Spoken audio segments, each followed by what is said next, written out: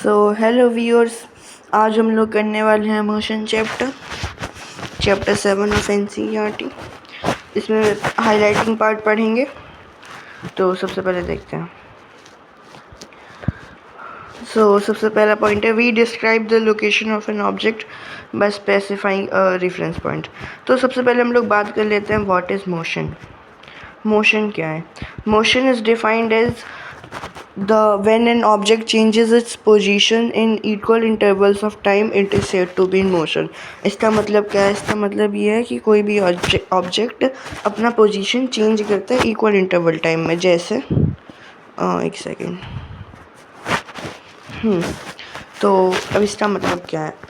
यानी अगर कोई एक ऑब्जेक्ट यहाँ पे ऐसा एक ऑब्जेक्ट है, अब जब जैसे जैसे टाइम बढ़ रहा है, एक सेकंड हुआ, 2 सेकंड हुआ, 3 सेकंड हुआ, वैसे वैसे अगर ये अपनी पोजीशन चेंज कर रहा है, यानी इधर उधर हो रहा है, कहीं भी जा रहा है, तो वो said to be in motion.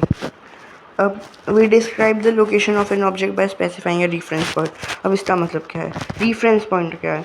जैसे एक एग्जांपल लेके चलते हैं। आप एक ट्रेन में हो, ट्रेन चल रही है, एक पेड़ है यहाँ पे, पेड़ है। तो जब ट्रेन चल रही है तो आपको भी ये पीछे जाते हुए दिखेगा ऐसे, ठीक है। लेकिन जब आप यहाँ पे हो, जब आप ट्रेन के बाहर हो, तब तो आपको ये रुका हुआ दिखेगा, लेकिन पहले चलते हुए दिख रहा था। यानी इसीलिए मोशन हम लोग डिफाइन करते हैं कि रेफरेंस पॉइंट से। जैसे कोई यहाँ पे मान लिया ये रेफरेंस पॉइंट था, तो यहाँ पे रेस्ट पे था। अगर हम लोग यहाँ पे रेफरेंस पॉइंट मानते जो चल रहा है ट्रेन के साथ, तो ये मोशन में होता, बैकवर्ड डायरेक्शन में, ठीक है। Motion along a straight line, next part. ये सबसे सिंपल मोशन होता है, बिकॉज इसमें हम लोग को ज़्यादा करना नहीं होता। इसमें मोशन बस ऐसे स्ट्रेट लाइन में कहीं आगे जाता है, पीछे जाता है, बस इधर ही जा सकता है इन दोनों जगह। हाँ, we will notice that the magnitude of the displacement for a course of motion may be zero by the corresponding distance covered is not zero. अब इसका मतलब क्या है? डिस्प्लेसमेंट होता है कि जो डिस्टेंस, जब ऑब्जेक्ट शुरुआत में जहाँ पे था और जहाँ फाइनल है, उन दोनों के बीच में डिस्टेंस। और डिस्टेंस यानी टोटल डिस्टेंस जो उसने कवर किया। इसका मतलब क्या है? अगर कोई ऑब्जेक्ट यहाँ पे है, उसको यहाँ पे जाना है, तो उसको ऐसे जाना पड़ेगा, ऐसे जाएगा वो। तो ये पूरा जो डिस्टेंस उसने कवर किया, ये हो जाएगा डिस्टेंस। लेकिन डिस्प्लेसमेंट क्या होता है? शॉर्टेस्ट पाथ क्या है? ये है शॉर्टेस्ट पाथ। तो डिस्प्लेसमेंट ये हो जाएगा, डिस्टेंस इसका सम हो जाएगा। ये पूरा हो जाएगा डिस्टेंस और ये हो जाएगा डिस्प्लेसमेंट। तो moving on to the next part, ये position of an object on a straight line एक हम लोग ड्रॉ कर लिया। 5 का डिस्टेंस पे लिया है यहाँ पे, 5, 10, 15, 5 के मल्टीपल्स में। तो ये बस दिखाता है कि स्ट्रेट लाइन में पहले सी पॉइंट तक 25 मीटर्स ट्रेवल किया एक ऑब्जेक्ट, फिर 35 और फिर 60। मान लिया वो 60 से वापस आके फिर 30 आ जाता है, मान लिया। तो टोटल डिस्टेंस क्या होगा? 60 + 30, 90 हो जाएगा। और डिस्प्लेसमेंट क्या होगा? 30, क्योंकि वो शॉर्टेस्ट पाथ होता है, ठीक है। नेक्स्ट पार्ट देखते हैं, ठीक है। Uniform motion. What is uniform motion? Uniform motion is when the object covers equal distance in equal intervals of time. It is said to be in uniform motion. The time interval in this motion should be small. ये important part है, ऐसा क्यों बताता हूँ। जब equal distance travel करता है equal interval में, तो वो हम लोग कहते हैं यूनिफॉर्म मोशन में। अब यहाँ पे टाइम इंटरवल क्यों है, अब इसको देखते हैं। अब मान लिया आपने 5 किलोमीटर डिस्टेंस कवर किया है 1 ईयर में। तो 5 किलोमीटर डिस्टेंस कवर किया है 1 ईयर में, यानी इसका स्पीड क्या हो जाएगा? 5 किलोमीटर पर ईयर, ठीक है। ईयर टाइम का यूनिट है, बहुत बड़ा है इसीलिए। लेकिन अब इसमें क्या दिक्कत है? अब मान लिया 1 साल में तो हम लोग को पता है कि उसने 5 किलोमीटर किया, कैसे किया? लेकिन ऐसा भी तो सकता है पहले दिन उसने पहले के 3 महीने ने उसने 3 किलोमीटर किया, 3 किलोमीटर पहले फर्स्ट 3 मंथ्स में किया, फिर उसने नेक्स्ट 9 मंथ्स में उसने बाकी का 2 किलोमीटर किया, बाकी का 2 किलोमीटर किया, यानी बाकी का 2 किलोमीटर ऐसे होगा, बहुत लंबा हो जाएगा।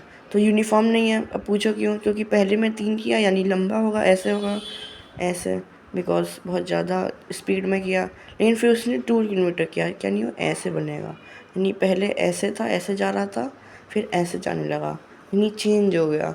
लेकिन हम लोग के अकॉर्डिंग तो क्या कह रहे हैं हम लोग कि वो यूनिफॉर्म है, बिकॉज उसने 5 किलोमीटर किया एक ही ईयर में। बट हमने जस्ट अभी प्रूफ किया कि वो यूनिफॉर्म नहीं है। हम लोग को जस्ट पता चला है कि वो ऐसे गया, फिर वो ऐसे गया, इसलिए हम लोग शॉर्ट इंटरवल लेते हैं। जैसे शॉर्ट इंटरवल यानी हम लोग उसको लेते हैं मीटर में, मीटर में नहीं, वो तो डिस्टेंस पे, सेकंड में, आवर में, इन्हीं दोनों में। ये और डिटेल में भी जा सकते हैं मिली सेकेंड में, तो बट वो ज़रूरत नहीं है, ज़्यादातर सेकंड और आवर में ही होता है। ठीक है, यानी जब वो इक्वल डिस्टेंस कवर करता है इक्वल इंटरवल ऑफ टाइम में, तब वो यूनिफॉर्म मोशन में होता है और टाइम इंटरवल हमेशा स्मॉल होना चाहिए। ठीक है, इसका जस्ट उल्टा होता है नॉन यूनिफॉर्म मोशन, इसका जस्ट उल्टा, यानी वो अनइक्वल डिस्टेंस कवर करता है इक्वल इंटरवल ऑफ टाइम में, unequal distance in equal interval of time, तब वो नॉन यूनिफॉर्म मोशन होता है। इसमें भी टाइम इंटरवल स्मॉल होता है नॉन यूनिफॉर्म में। ठीक है, moving on to the next part. हाँ, एवरेज स्पीड, ये इम्पोर्टेंट पार्ट है, इसलिए पर्पल से हाईलाइटेड है। ये हमेशा याद रखना, एवरेज स्पीड हमेशा total distance upon total time होता है। अब ऐसा क्यों? एक यहाँ पे एग्जांपल है, initial velocity plus final velocity upon 2। ये हमेशा काम नहीं करता। ये तब काम नहीं करता जब टाइम अलग अलग हो। जैसे अगर किसी ऑब्जेक्ट ने पहली उसकी वेलोसिटी थी 5 मीटर पर सेकेंड और उसने 3 सेकेंड के लिए ट्रैवल किया, फिर उसकी वेलोसिटी हो गई तुरंत ही 10 मीटर पर सेकेंड 5 सेकेंड के लिए। तो इससे हम लोग का आंसर इस फॉर्मूले से जो आएगा और जो हम लोग इससे कैलकुलेट करेंगे total distance upon total time करके, वो दोनों में थोड़ा डिफरेंस हो जाएगा, बहुत डिफरेंस हो जाएगा। ऐसा इसीलिए बिकॉज इसमें हम लोग मान लेते हैं कि यूनिफॉर्मली एक्सेलरेटेड है, यानी वो इक्वल टाइम में दोनों डिस्टेंस को कवर दोनों वेलोसिटी को चेंज में ले रहा है। लेकिन असल में हम लोग को पता है कि वो total distance upon total time होता है, तो ये ज़्यादा प्रायोरिटी वाइज है। ठीक है, moving on to the next part. हाँ, एक एग्जांपल तो ये एग्जांपल देखते हैं। The odometer of a car reached 2000 km at the start of a trip and 2400 km at the end of the trip. If the trip took 8 hours, calculate the average speed of the car in kilometer per hour and meter per second. ठीक है, इसको देखते हैं। Odometer क्या होता है? Odometer दिखाता है टोटल डिस्टेंस कवर कोई व्हीकल अपने पूरे लाइफ टाइम में, यानी उसने पहले 2000 किलोमीटर कवर कर रखा था, 2000 किलोमीटर उसने पहले से कवर कर रखा था और फिर उसने शो किया 2400 किलोमीटर। यानी अगर यहाँ से ऑब्जेक्ट चला है और यहाँ तक गया है, पहले 2000 था, फिर 2400 हो गया, 2400 ओडोमीटर, यानी टोटल डिस्टेंस उसने अभी कितना ट्रैवल किया है? 400 kilometre. Total distance right now covered is 400 kilometre. ठीक है, 400 किलोमीटर है, टाइम कितना है? 8 आवर्स।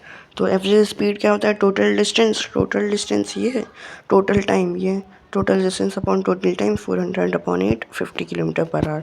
अब इसको मीटर पर सेकेंड में कन्वर्ट कैसे करें? ठीक है, good question. 50 kilometre per hour ऐसे लिखते हैं। अब इसको करने के लिए हम लोग को इन दोनों यूनिट्स को चेंज करना पड़ेगा। 50 किलोमीटर में कितने मीटर्स? 50,000 मीटर, 50 इंटू 1000 50,000, यानी 50,000 अपॉन आर। एक आर में कितने सेकेंड्स? 3600। बस इसको सॉल्व करोगे फिर वैल्यू हो जाएगी 13.9 मीटर पर second. Answer, this is the answer. इसमें भी वैसे किया है, किलोमीटर को कन्वर्ट कर दिया और आर को 3600 में। ठीक है, और देखते हैं rate of change of velocity. Rate of change of velocity is acceleration. ठीक है, acceleration is a measure of the change in velocity of an object per unit time. That is, acceleration is equals to change in velocity upon time taken. अब बोलोगे ऐसे क्यों? हम लोग तो ऐसे कुछ भी ले सकते हैं। असल में ये अब लोग डेफिनेशन वाइज ही बोल रहे हैं। सिंस हम लोग ने डेफिनेशन में यही बोल दिया है कि change in velocity per unit time, तो बस फॉर्मूला उससे डिराइव कर दिया।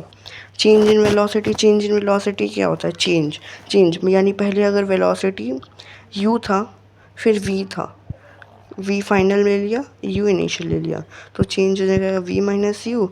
और एक्सेलरेशन हम लोग ने मान लिया t टाइम में किया है, तो v minus u upon t acceleration. तो ऐसा unit of acceleration is metre per second square. Yes, यहाँ पे बहुत इंपॉर्टेंट चीज़ है, मीटर पर सेकंड स्क्वायर होता है। वैसा क्यों? देखो, v minus u upon T था, ठीक है। v का यूनिट क्या है? Metre per second. u का भी unit metre per second upon second. तो इसको जब सॉल्व करोगे तो ऊपर भी आ जाएगा मीटर पर सेकंड। इसमें मान लिया 3 था, यहाँ पे 2 था, तो मीटर पर सेकंड आ जाएगा अपॉन सेकंड। इसको सॉल्व करोगे क्या हो जाएगा? Metre per second square. ठीक है, आगे चलते हैं। ये प्रैक्टिस क्वेश्चन है, ये नेक्स्ट क्लास में कर लेंगे हम लोग।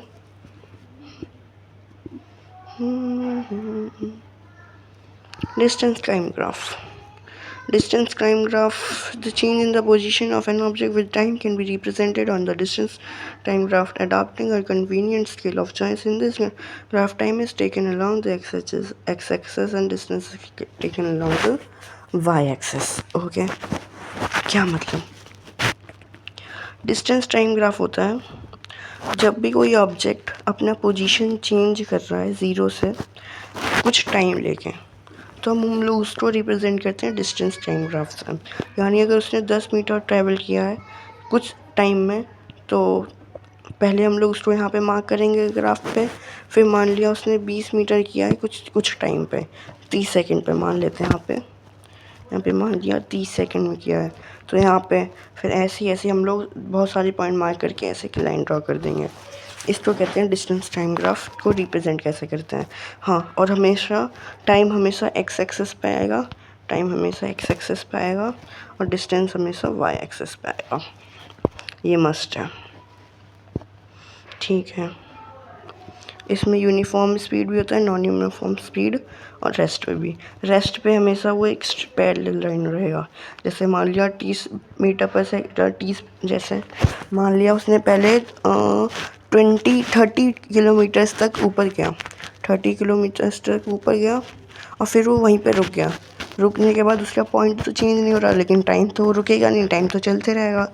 यानी फिर वो ऐसे बन जाएगा एक पैरेलल लाइन एक्स एक्सिस पर। ठीक है, ये क्या है? ये वेलोसिटी है डिस्टेंस टाइम ग्राफ में। अब ऐसा क्यों? अब हम लोग डिस्टेंस टाइम ग्राफ को किससे रिप्रेजेंट करते हैं? पोजीशन से। यानी मान लिया उसका पहले पोजीशन था 30 मीटर, फिर पोजीशन हो गया उसका 50 मीटर, लेकिन हम लोग पोजीशन बोल रहे हैं, हम लोग डिस्टेंस नहीं बोल रहे, पोजीशन बोल रहे हैं। यानी अगर वो ओरिजिन से पहले 30 मीटर दूरी पे था, फिर वो 50 मीटर की दूरी पे हो गया, डिस्टेंस उसने कितना रिकवर किया? 20 मीटर रिकवर किया। और टाइम तो T2 माइनस T1, टाइम भी ऐसे मान लिया उसने पहले 3 सेकंड किया, फिर उसने टोटल 5 सेकंड कर लिया, तो उसने यहाँ से यहाँ तक कितना टाइम स्पेंड किया? 2 सेकंड किया। बस वैसे ही v बराबर S2 minus S1 upon T2 minus T1, simple. चलो moving on to the next part. हाँ, ये है नॉन यूनिफॉर्म का। नॉन यूनिफॉर्म हमेशा याद रखना एक कर्व लाइन होता है। कर्व, स्ट्रेट नहीं होता। अगर मान लिया आपने थोड़ा ग्राफ में अगर थोड़ा बड़ा कर लिया है, यानी मान लिया आपने 20-20 का ले लिया, एग्ज़ाम में क्वेश्चन आया, तो वो हो सकता है कि स्ट्रेट लाइन में आ जाए, हो सकता है। तो हमेशा आपको स्मॉल स्मॉल लेना है, जैसे 5 ले लिया, 4 ले लिया, 6 ले लिया, ऐसे ही रखना है जिससे वो कर्व आ जाए। अगर कर्व नहीं आएगा तो उससे हो सकता है 2-3 नंबर कट सकते हैं।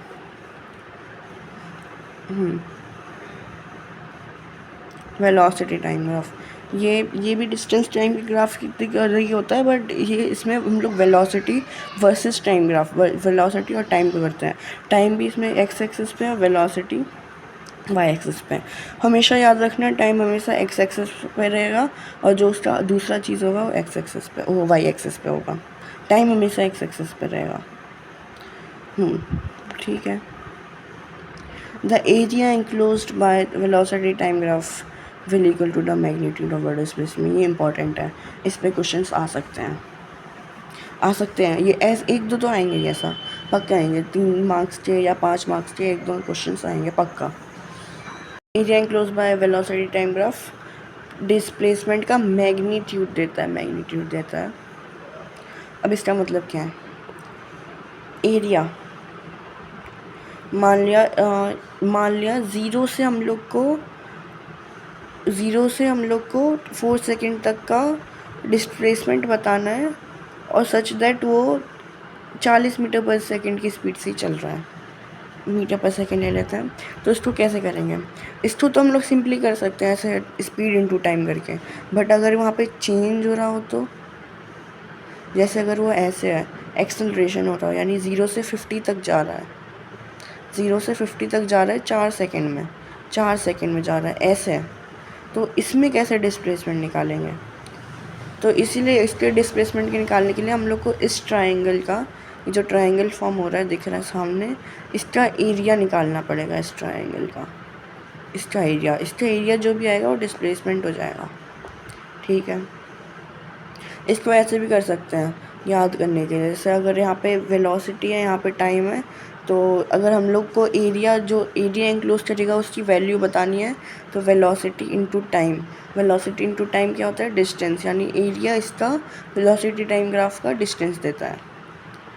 इसका एरिया कुछ वैसा इंपॉर्टेंट फिजिकल क्वांटिटी नहीं देता है, क्योंकि हो जाएगा डिस्टेंस इनटू टाइम क्या होता है? कुछ नहीं होता, इसीलिए वो उतना इम्पोर्टेंट नहीं है। ये इम्पोर्टेंट नहीं है। एक चीज़ होता है इसमें, इसका स्लोप एक्चुअली वेलोसिटी देता है। अब स्लोप क्या होता है? स्लोप होता है tan थीटा। यहाँ पे अगर ये थीटा एंगल बना रहा है तो ये इसका स्लोप हो जाएगा, बट वो आएगा नहीं, बट फिर बता दिया मैंने। For all uniformly accelerated motion the velocity time graph is a straight line. यानी अगर एक्सेलरेशन यूनिफॉर्म है तो वेलोसिटी टाइम ग्राफ हमेशा स्ट्रेट लाइन होगा, हमेशा स्ट्रेट लाइन होगा। और अगर नॉन एक्सेलरेटेड है तो कर्व होगा। ठीक है। यहाँ पे 1-2 एग्जाम्पल क्वेश्चंस हैं, जैसे इसमें डिस्प्लेसमेंट बताना था तो इसमें एरिया से हम लोग ने कैलकुलेट कर लिया, वैसे करेंगे एग्ज़ाम में भी। ठीक है। Moving on to the next part. ये क्या अंडरलाइन कर दिया मैंने, और ये ऐसी गलती से मार्क हो गया, ये उतना इम्पॉर्टेंट नहीं है। एग्जाम्पल ये है, आप लोग देख सकते हैं। Equations of motion, very important. यहाँ पे दिख नहीं रहा होगा, एक सेकेंड, 1-2 लाइन हटा देता हूँ। हाँ, अब दिख रहा है।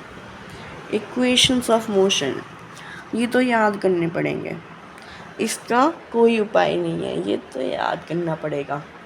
इसका प्रूफ मैं बता सकता हूँ, इसका असल में एक सिंपल से ही प्रूफ हो जाता है, बाकी सब और बाकी उतना कुछ है नहीं इसमें।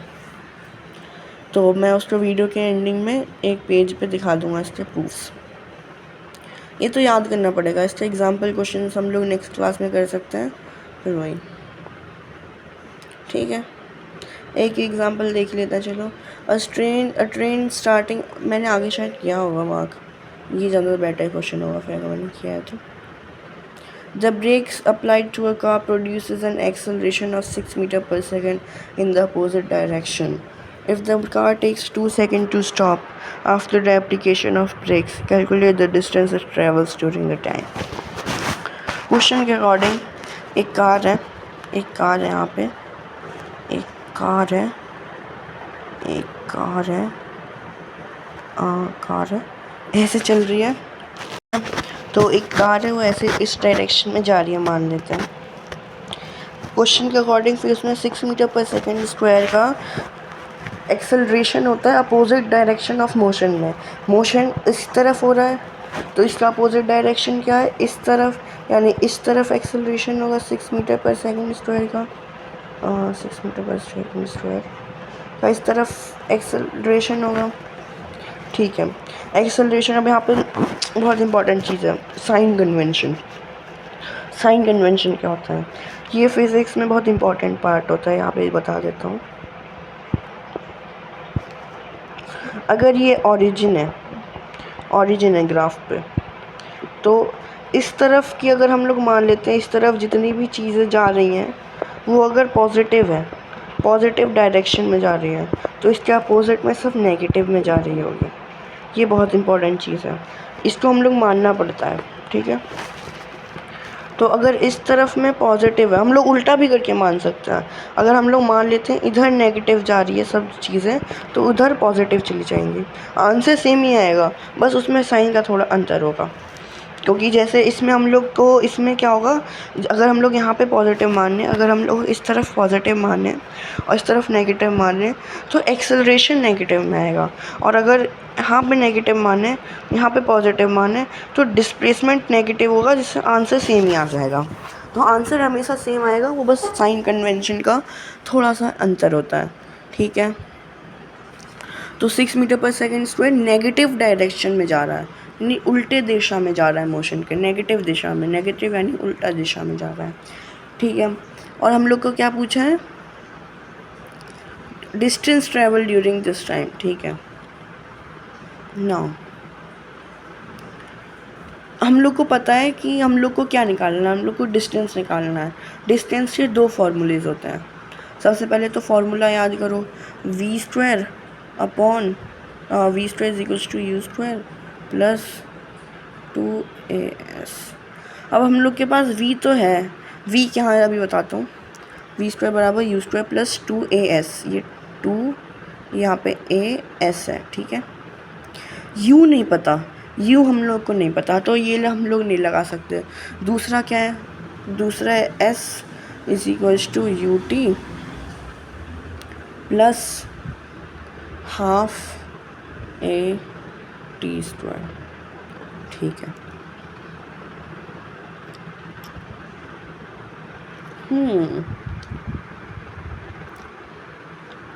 यू निकाल सकते हैं हम लोग, हाँ निकाल सकते हैं, यू निकाल सकते हैं। सो अपेरेंटली इस क्वेश्चन में हम लोग दोनों चीज़ यूज़ कर सकते हैं, बिकॉज इसमें टाइम दे दिया है। तो क्यों ना हम लोग यही यूज़ कर लेते हैं, ये वाला। सॉल्यूशन में इन लोग ने ये वाला यूज़ किया है, बट हम लोग ये कर लेते हैं दिखाने के लिए कि सही है। ठीक है, अब v क्या है, v 0 है। क्यों, v क्या होता है, final velocity. Brake applied,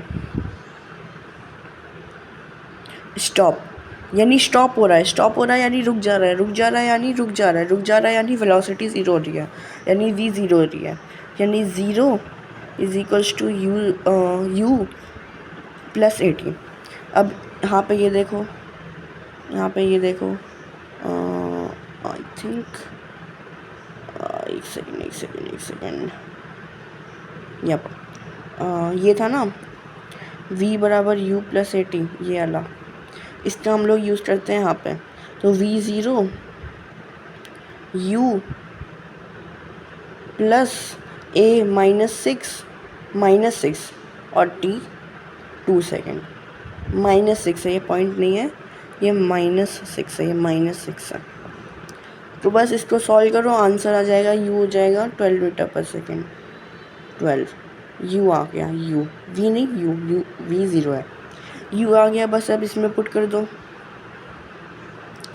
v square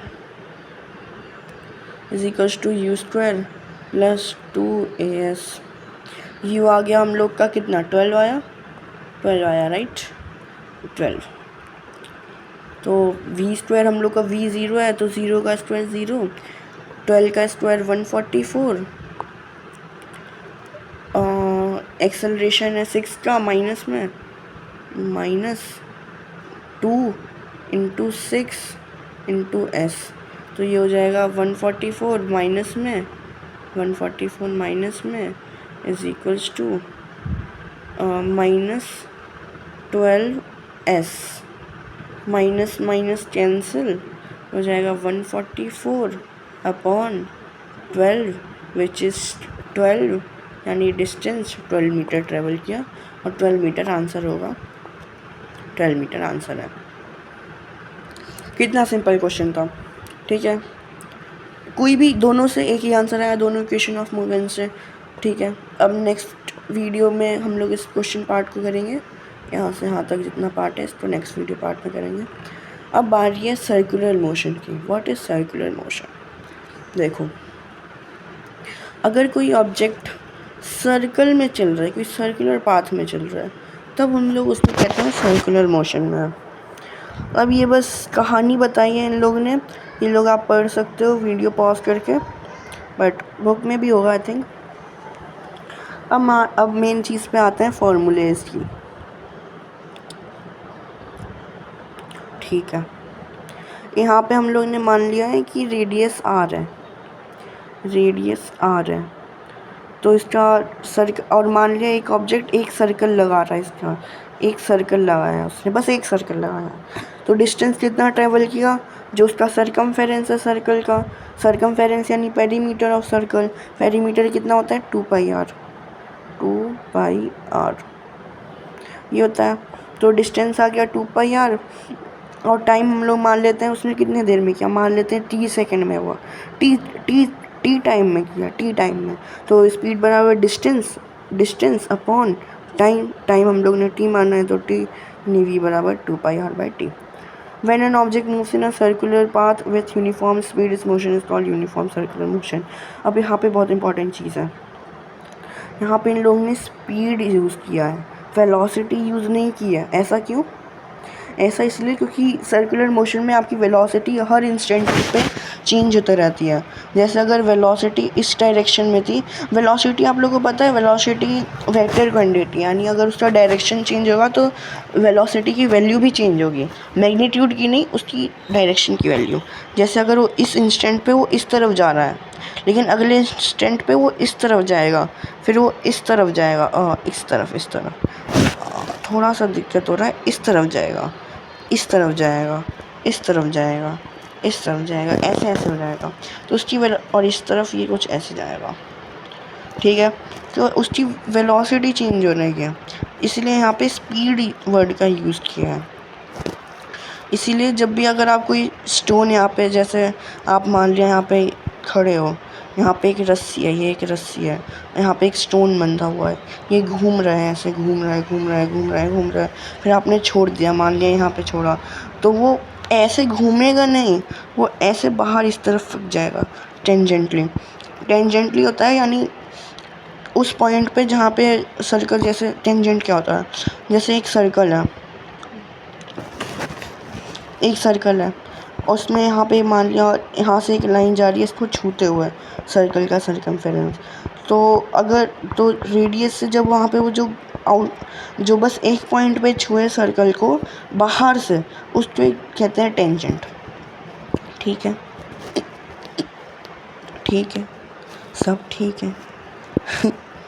और हाँ देखो, ये वही लिखा है, tangent to the circle distance because one वही चीज़ है, वही सेम चीज़ है। अब ये यहाँ पे समरी है तो लैग कर रहा है ये, बट यस ये समरी है। हाँ देखो यहाँ पे दिया है, motion is a change of position, it can be described in terms of the distance removed और डिस्प्लेसमेंट, चेंज इन पोजीशन, ये इम्पोर्टेंट चीज़ है। ये भी हो गया, ये भी हो गया, ये भी हो गया, ये भी हो गया। ये असल में क्रॉस नहीं है, डबल टिक है। हाँ ये क्रॉस मत समझना, ये डबल टिक है। ये भी हो गया। हाँ ये बताया यू क्या है, वी क्या है, टी क्या माना हम लोग ने। ये नेक्स्ट पार्ट का है, ये पूरा नेक्स्ट पार्ट है हम लोग का। हाँ ये पूरा नेक्स्ट पार्ट है।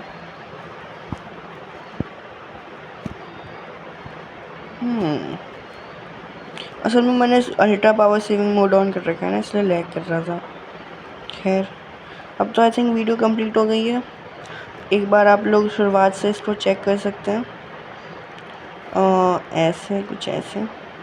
और बाय द वे एक बहुत मस्त चीज़ है, मैं डिस्क्रिप्शन में लिंक डाल दूँगा एक वेबसाइट की, जहाँ से आप लोग NCERT बुक्स फ्री में डाउनलोड कर सकते हो ऑनलाइन पढ़ने के लिए। मान लिया खो जाए एंड टाइम पे, कहाँ से ख़रीदें?